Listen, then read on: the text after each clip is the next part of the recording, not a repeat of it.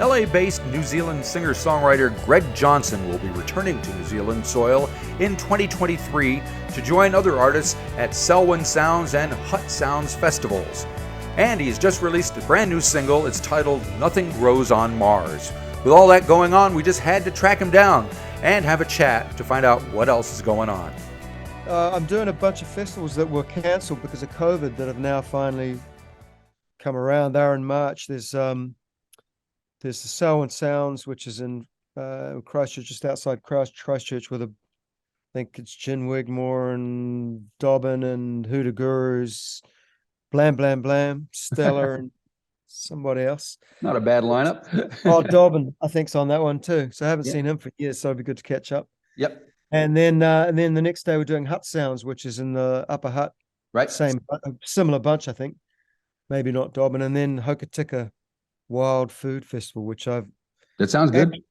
I've always wanted to do that, Marty, because it's like, I don't know what the hell they eat down. I don't really want to eat the stuff, but I want to see it, Right. All right. I want to see what kind of atrocities they eat. But some interesting things, yeah. And what's the vibe like in the States these days? I have to say, mate, it's cheered lifted a little bit after those midterms. I think a lot of people just seemed a little bit lighter. It was like, yep. Oh, good. We're not diving into the depths of fascism, right? At least not right away. So not right away, right? There's still time. Yeah, there's still time, but we'll see. I think that was quite a good. It improved my overall outlook on the ability of Americans to actually do the right thing when it counts. So we'll see. Yep. And of course, California's in one of the more enlightened areas anyway. So. Well, it is. Yeah. Well, I'm off to Memphis for Christmas with my in-laws. So oh, cool. They're not quite as. Oh well, then yeah. But you know what? We just don't talk politics, and that's probably wise. Yeah. They're nice people. I do the same thing with my brother who lives in Arkansas. Yes, close neighbor of Tennessee. Yes, a very similar outlook. Yeah. Yes, and you have a new song that's just come out. When we cross that bottom line, will you pass that rotten wine? We've been having such a boom of time. We'll use it up, catch the lot. Bigger, more is what we want. And when we're bored, we'll head off to the stars. I just don't know where that song came from, but I think the whole idea of, that we're going to somehow save this planet by sailing off to some barren planet a year away. What could go wrong? Just seems so ludicrous to me that it's slightly tongue-in-cheek, but it was fun to do, and the video was fun. So, Yep. And are there more songs on the way? I assume so. Yeah, there are. I think I really am going to do it old-fashioned. I think I'll release another single. Maybe 2 singles next year, and then the year following doing a whole album. There you Although go. I do have a plan, just for old school sake, but I do have a plan to do an album, piano and strings mostly, and I'd probably do about 2/3 highlights from the catalog, and then maybe 3 or 4 new ones. But I have a feeling that could be it'd be a good thing to tour as well, like with a sort of stripped back piano based sort of version of it, and something different. And it might be just a way to sort of to give a bit of exposure to some of the songs on my catalog that aren't so well known, but I actually really like. Yep. So yeah, we'll see what happens. Cool. So getting back to the shows you're going to be doing here early next year, how will they be different than, say, what you did at the Tuning Fork? Give us a little. No, actually, because it's the festivals, because they're sort of, I'm on this bill with a whole bunch of loud rock bands playing outdoors. I think I'm going to need that extra guitar. So Ted's coming down for the 2 big ones, and Ben King, and then good. So it'll be, we'll be turning up the guitar amps a little bit for those ones. It's not what I ordinarily do, as you know. I'm more of a club player, really. Yep. Although we did rock it a bit last time, but it's, keeping it fresh. Yeah. Yep. And yeah, so do you do how many gigs do you do in the States during the year? I don't do very many at all. I haven't played since early in the year. I did a gig at Hermosa Beach, and I did one in what was the name of that place, somewhere in Pasadena. But I haven't really done much for a while.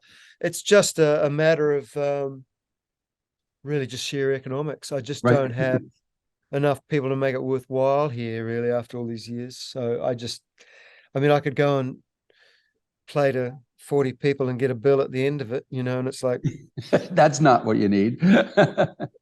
What's the point in that? Yeah. But I am actually I'm starting to towards doing a few more things, getting out there a bit more.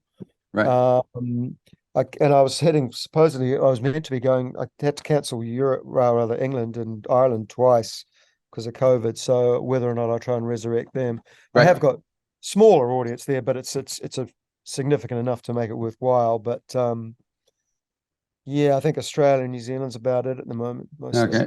I was just in Nashville a couple of months ago for the Americana Fest. Oh, great. I bet that was I've never been there before. It was fantastic.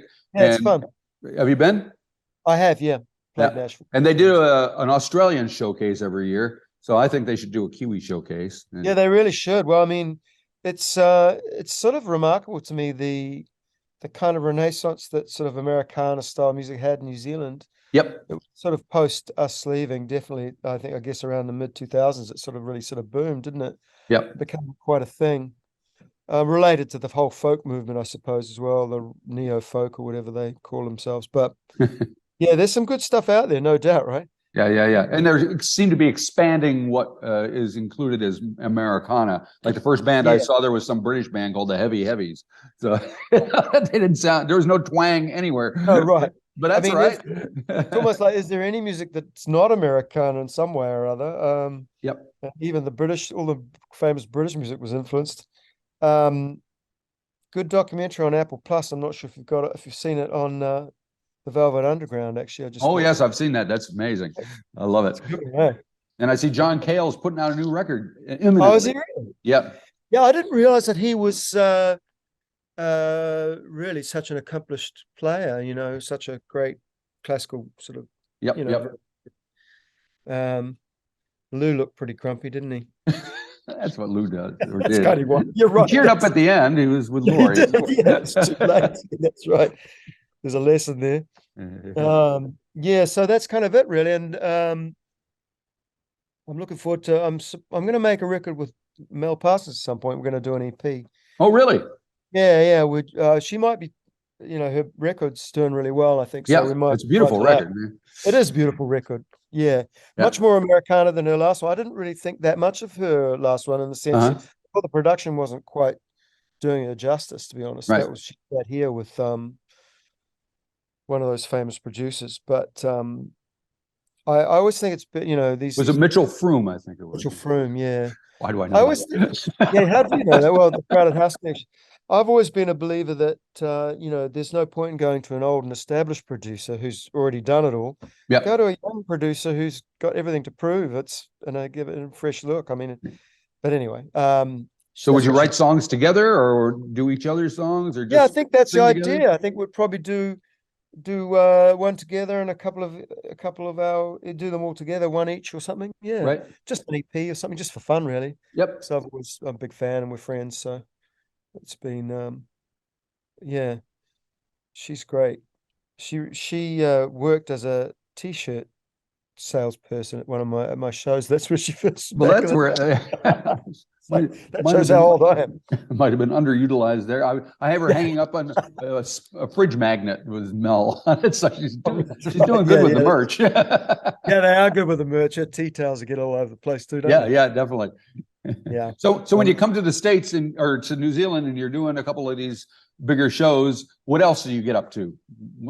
I've got my dad's 85. I'll catch up with him, and a sister, and just sort of friends. The funny thing is, because I get back at least once a year, I kind of see, you know how it is. You see your old friends about as often as they see each other, really, even though you live Right. somewhere else. It's like That's a fact. you get a few gatherings and Yep. yeah, catch up with a few people. Really, that's about it. Eat some good seafood, and yeah, generally hang out and enjoy the clean air and the sanity for a little bit. There's still a bit of that here, although some days are I better than know others. yeah, I know that's what it sounds like, Marty. Yeah, seriously, yeah. So that's about the size. Oh, we'll have a few other things here and a few other little bits and pieces, but anyway, we'll give 13th floor the full rundown once we've got it. But That's what we like to hear. Yep. yeah, that's about it, man. That's about it. It's nothing much. Very good. Well, it's something to look forward to. I hope the new year will cleanse and start over again. Yeah, let's hope, mate. Yeah, let's hope. All righty. Thank you very much. Have a great day. You're welcome, man. Thank you. Take it easy, mate. You too. See you. Bye-bye.